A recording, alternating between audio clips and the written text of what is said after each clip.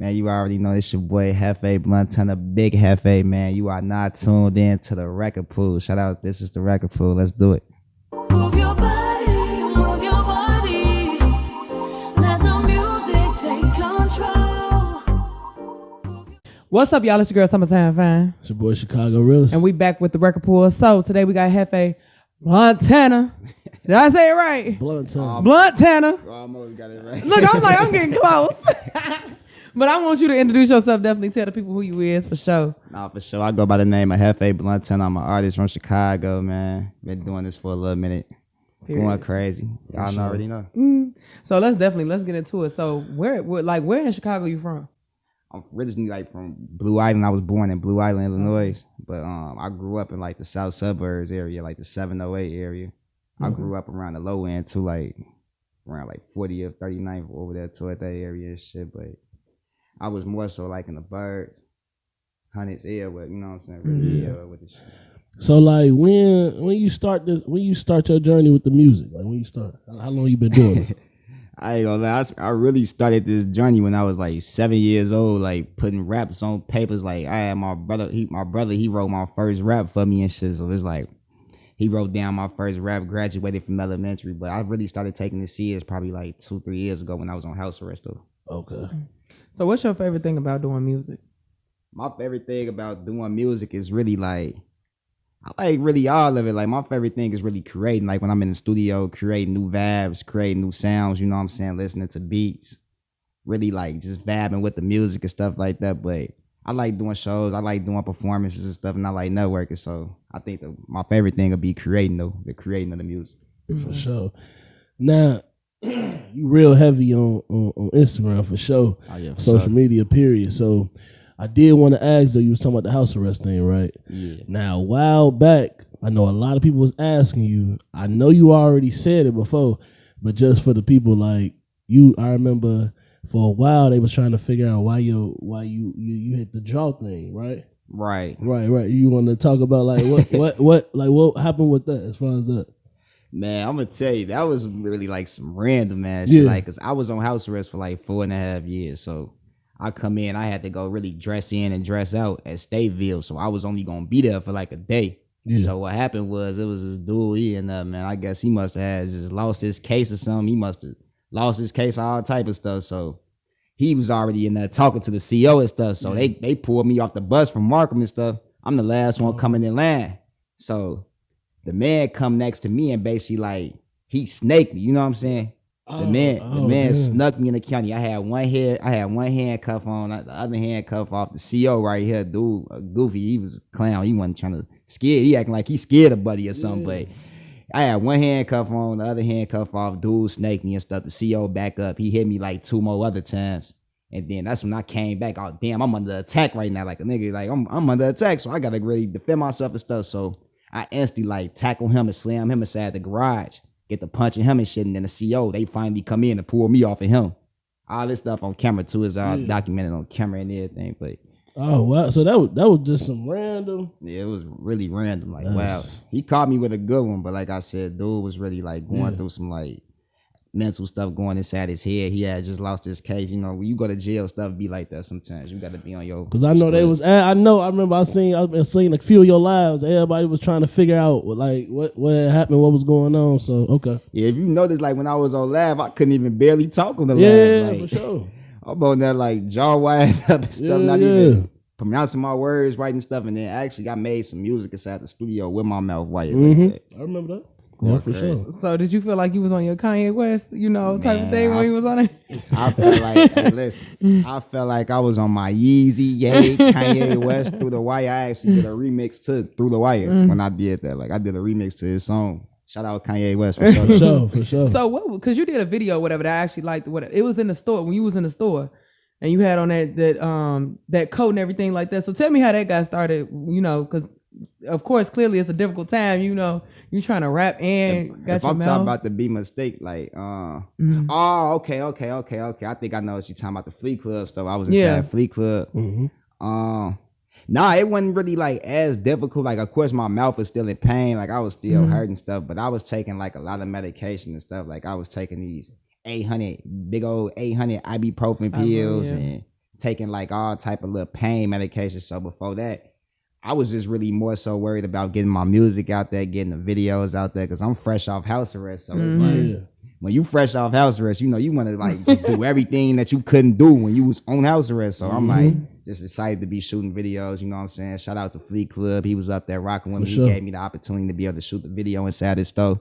Shout out to Deezy. He was right there. But it was like a process really like, if y'all notice, I couldn't really move my mouth in the video. I couldn't really like rap the words all the way. Like my face was real swollen. Like, yeah, I kind of looked at different things. So that video was different. Now, what made you just because you ain't stopped nothing. I mean, you just kept going crazy. So like, is it just what drives you to just, man, I'm finna keep going. Like, I don't care about none of that. Really, like, you know what I'm saying? But you could have took a break and just came back to it. You feel me? Yeah. I feel like I had a long break. Like, you know what I'm saying? I took a break. In high school, I was already doing music in 2012. I did a song with Dreezy. Shout out Dreezy. Shout out Dreezy, yeah. I had dropped a song called Fuck Niggas in high school. I dropped the song. The video went like 10,000 in 1 week. The whole school was rocking with it. Like my principal, they singing my song, singing the lyrics. So I was already like a stot in. That's hard. That's hard, yeah. I was already like a stot in, but I had really stopped in, like, and to like really run my money up. I had got like multiple jobs and stuff. I was doing jobs. I was like doing stuff like in the street stuff. I was like doing a lot of stuff to like really just run my money up, because I know with this rapping stuff, you couldn't really do the rapping stuff without having the money. You know what I'm That's a saying? fact. And me personally, I was putting all my money, like everything I did, I was putting all my money behind me besides my mama, like close family. But I was putting all my bread to do this stuff. So I had took a break then. So when I got on house arrest, it really just forced me to like really do this, because everybody in jail was telling me I was raw with it. Like, you know what I'm saying? Everybody kept telling me when I was locked up, you was raw as hell with it. They didn't believe I was a real rapper on the outside. So I told them, like, when I come outside, I'm gonna show y'all. So I think the motivation really came from my cousin Dan, my father passing away. Like, you know what I'm saying? Yeah. My mother, she really kept me motivated with it. You know what I'm saying? I ain't really see myself really doing nothing else for real. Like, I ain't want to be in the streets. I ain't want to be doing no street shit and doing no other shit. Like, so I really took my time to really create a big name and become something. So that's what came, like, my peoples and my family and stuff. So I definitely got to know, because, you know, this name is definitely different for me. So how did you come up with the name, though? Like, you know, because it's definitely, you know, your name is definitely unique. For sure. Yeah. For sure. The like the whole name or just the blunt? Just the whole name. Okay, so like at first I was being called Woody G. Like my rap name was Woody G. My family name was always Woody, and then the streets they put the G at the end because that was my home. Like all my homies, they was rocking with me. I was rocking with them, but the Hefe really came from me like bossing my life up. Like I had to really elevate in life, boss my life up, change my certain circumstances, change people I was hanging around and stuff. You know what I'm saying? That's where the Hefe part came in, but the Blunt Tenor was already before then. I actually made a song called Blunt Tenor. I don't really tell too many, a lot of these people, but RP to my homie Bucky though, he had that Blunt Tenor name at first. I ain't gonna lie, like he had the name. He was just playing around with it, and I was like, bro, I need that name. I love that Blunt Tenor part, bro, because I'm like, it fit me. Like I smoke a lot of weed. You know what I'm saying?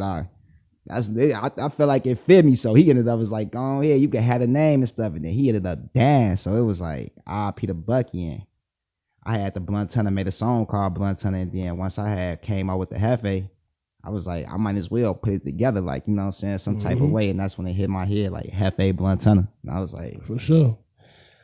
So I wanted to also talk to you about like, so you've been at the promontory a lot, man, doing a lot of, you know what I'm saying, and I seen you be with how did you meet up with like Primo, Heartbreak, that whole, you know what I'm saying, thing? Like, cause they kind of go hand in hand. They've been throwing a party. We all know Primo, you know what I'm saying? He a huge party promoter. Shout out to him.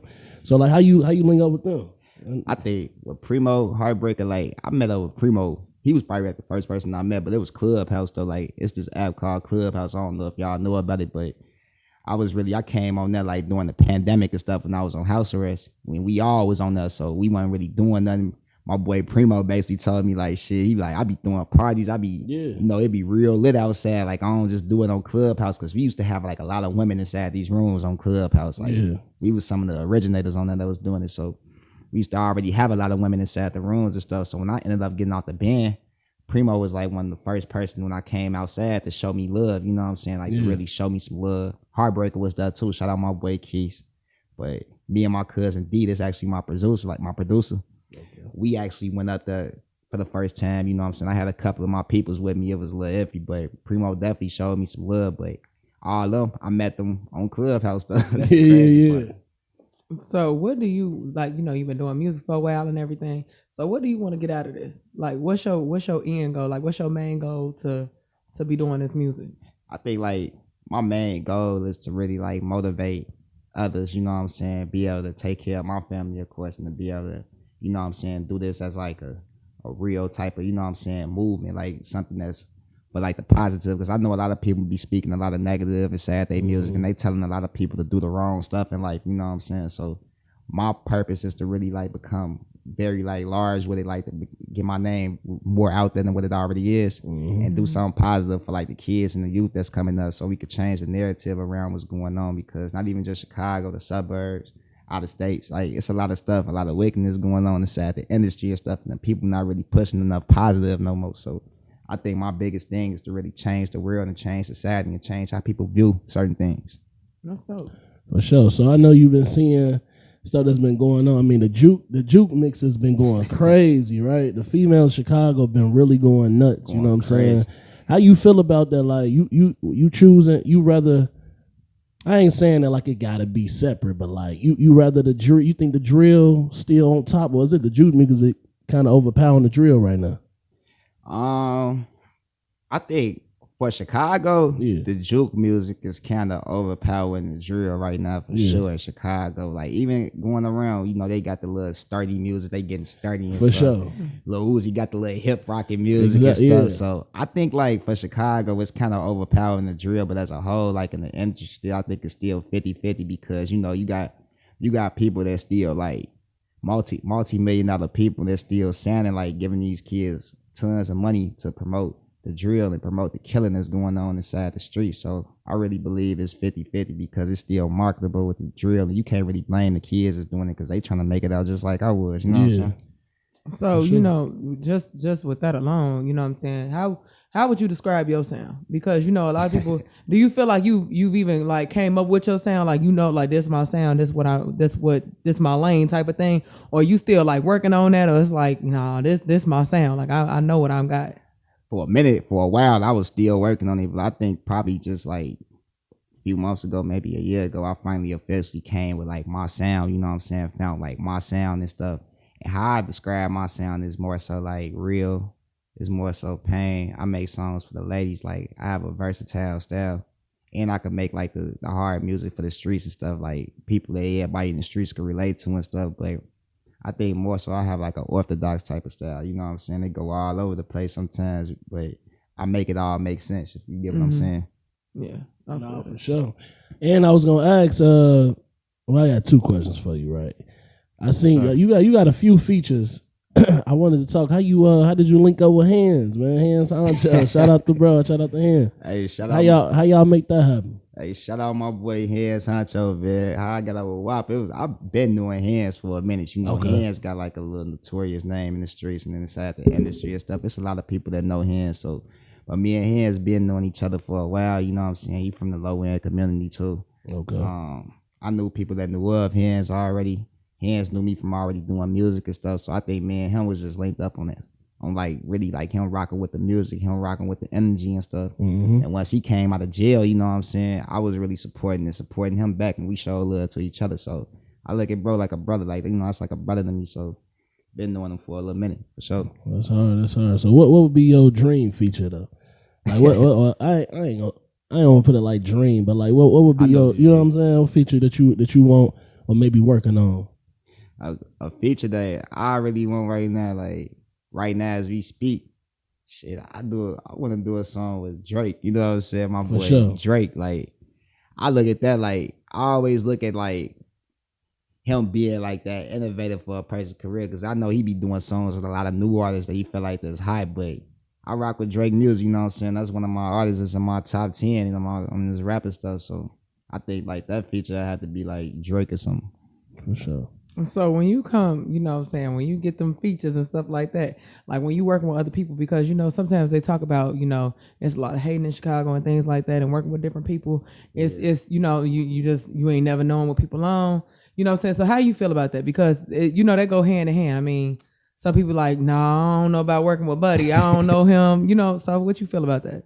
Man, I feel like, you know what I'm saying, me, it's the music, you know what I'm saying. I ain't really got too many problems with a lot of motherfuckers. There's a lot of people in Chicago and stuff. I ain't got too many like enemies and people. Like if you don't like me, it's probably either cause you hating on me, I either cracked your girl, I either did something, like either between that type of land. If you don't like me, man, they gotta be some hate down the line. But most of all, people like really rock with the energy and stuff. So music is music. So if I feel like I know you got a problem with my homies and stuff, or you got a problem with my peoples and stuff, I try to keep it limited, you know what I'm saying? I probably won't do that feature with that person, you know what I'm saying? But if it's business involved and you talking about just because a person hot or whatever, you know what I'm saying? If this person rocking with my music and I'm rocking with their music, I ain't got no problem doing no song with somebody from Chicago, you know what I'm saying? Doing a feature with another artist from Chicago. Like, as long as it makes sense, we got to make it make sense. That's Right. it. Right. Now speaking of Clubhouse, as you were saying earlier, now, do you feel like is it good for people to be on? Like I know it's a lot of networking, but then it's also a lot of drama. You know what I'm saying? And there's some of that drama come off of Clubhouse. So what like you feel like is it good for maybe like somebody like you that want to network or to want to get on there and network, or maybe they should probably stay away from it? Right now at this point in time, I feel like it can be still kind of good, but it ain't too much networking going on Clubhouse. They do a lot of trolling and stuff, like you was just saying. Like people be trolling people, you know what I'm saying, making people feel some type of way. You got people that's probably on that doing music all their life, and then you come on Clubhouse, they tell them off, like everybody in the room, tell them they don't like their music, they ready to kill themselves now, all type of stuff. So it's like Yeah, I can't. that's jacked up. I can't really like say like, you know what I'm saying, it's the best after, but if you somebody like me, you got tough skin, you got, you know what I'm saying, a lot of the words can't really get to you and stuff like that. You know how you coming, outside in real life. Then yeah, for sure, you can get on Clubhouse and do your thing, but just don't let it distract you though. Like, 'cause sometimes you will let the women on there distract you, or let the people on there distract you. I don't really be interested in making a lot of new friends like that. I like associates and people I talk to that's cool and business partners and stuff, but I ain't really interested in making new friends like that. So I look at it like 50-50 with that one too. No, I appreciate that. But you know, definitely because we got to get up out of here soon. So I need to know, because I need all this steaming hot tea. Like I don't want my stuff cold, none of that. So for the record pool, I need to know what you got coming up next. What's on the rise? Like what? Like I need to hear first. So even if it ain't even all the way official, I still want to know. So tell us, like what you got coming up. Well, look, I ain't gonna lie, I got like me and Hollywood. I don't know if y'all in tune with Hollywood. Yeah. For sure. Me and Hollywood got a new song coming out called Freaky. That's produced by Deezy B. Shout out my boy Deezy on the beats. Okay. Me and my boy Smokey Dollars, we got two new songs coming out. We got a song called St. Patrick's. The St. Patrick's is coming out real soon, real hot. And I got like some little dance and stuff, some people so y'all can move y'all hips, you know what I'm saying? Besides the juke music, I got some stuff like you can get a little 32, man, some stuff you can play in the club. Like, yeah, I really got like a lot of new stuff coming out. The SR2 album will be coming out For sure. in December 25th. I will be dropping Street Religion 2. That's what SR2 stand for. And like I said, it's a lot of stuff going on, you know what I'm saying? We pushing toward the Grammys, we pushing towards going like big things. Like I see it real bigger than what a lot of people probably see themselves at. That's what's up. Yeah, So so y'all heard it here first. I was gonna ask you too, because you promote yourself very well, bro. Like Oh, yeah, for Instagram, sure. you got a nice following, YouTube, all that. So, what would you say? Like, what kind of advice would you give somebody like us? You know, we promote our show as well. What kind of advice would you give people to get that up, following and everything? My best advice is like, I got a couple tips. Like one of my things is finding like your niche and finding something that people are very interested in, finding something that the audience will want to see, and really push your foot on the next with that one and go crazy, like creating the best content. Like, you know, I've been watching y'all content. Y'all create great content. So my second thing would be consistency. You know what I'm saying? Just staying consistent with what y'all doing, staying consistent and with anybody, a rapper, entertainer, if you're an actor, really just staying consistent, really pushing forward, really going hard, you know what I'm saying? And really like just taking it there, because sometimes they not gonna give it to you. Like if you sit down and wait and you go to sleep and you wake up in the morning just getting up, ain't nothing gonna come to you in life. You gotta get out here and you gotta be able to go get it. And my third thing is really believing in yourself, man. You gotta have belief in yourself because a lot of people that's around you, a lot of these people that's your friends, that's your family members, they not gonna believe in you, your dream, and believe in your vision as much as, you know what I'm saying, the people that don't know you, that's not around you, and the people that can't see you. So really believe in yourself and take it there. And with them 3 things with belief, a lot of people can really do it. Like a lot of celebrities, a lot of people don't tell y'all this, but it's just really having belief in yourself and really having a strong push for yourself. For sure. For sure. No, I appreciate that for sure. So I definitely want you to give out your shout outs. You know, don't miss nobody because you don't want them to be like, you didn't even shout me out on the interview. I don't want no problem. So definitely get out your shout outs or whatever before we get up out of here. Nah, man, if I shout, man, I gotta shout out to my mama, man. Shout out to my brother, man. Shout out to my family, you know what I'm saying? Shout out to grandma for helping me get out that gym, get out of prison and stuff, you know what I'm saying? Shit, shout out to my boy Remy, man. Shout out to Gang, Primo, Doc, all of them, man. You know what I'm saying? Shout out to really everybody that believed in this vision, man. Shout out to all the women, man, that's out there. All the women, like shout out to all the women that support me, man. I love all y'all. You feel me? And just want to take it there for real. So shout out to everybody, man, for real. Okay, cool. See everybody make it. Appreciate you sliding through, bro, Yeah, for sure. Thank you so much. You already know. You know, I appreciate y'all so much for always tuning in, man. Rocking with me so many years, rocking with Record Pool for so many years, rocking with my, you know, wonderful producer. Shout out to Sketch Killer. Definitely got to shout him out. And shout out to Chicago Realist. Y'all already know. But make sure y'all like, subscribe, comment. Make sure y'all definitely get that on the YouTube, y'all. I need y'all definitely, you know, subscribe, please. Hit that bell. You know what I'm saying? Get them alerts. I'm gonna need all that. SoundCloud, Spotify, YouTube, Channel 19 on the Comcast. Y'all already know the vibes. Make sure y'all definitely tune in on the website. This is therecordpool.com. Need y'all to get y'all music played 24 hours a day, 7 days a week. Y'all already know we got the radio station going. So I need y'all to get in tune ASAP. And artists, drop your music if you want another platform, especially us. Y'all know I like the new stuff. So don't give me all old stuff. Give me that new stuff y'all finna drop out, whatever. Let me be the new one. You know what I'm saying? So definitely get that on the website, y'all, so we can definitely be playing y'all 24 hours a day, 7 days a week, and have y'all in rotation. Definitely make sure that y'all on the lookout for merch. We definitely had that soon. And yeah, so I appreciate y'all so many years, man. It ain't being nothing but greater. Make sure y'all support underground artistry. Support these artists on the rise. Don't be late. You don't want to be looking like a hater later, and you don't want to look like you riding the bandwagon too late. So just go ahead and support now. So we giving y'all these artists, man. Definitely get in tune. So if Chicago Realist can give us the 3 S's. Share, support, subscribe. Appreciate you. Shit, y'all subscribe. Yeah. Right. Yeah, do what they said. Do what they said. So I need all that vibes, man. So I appreciate y'all so much, y'all. It's your girl Summertime Fan, y'all. It's your boy Chicago Realist. And we out. Peace.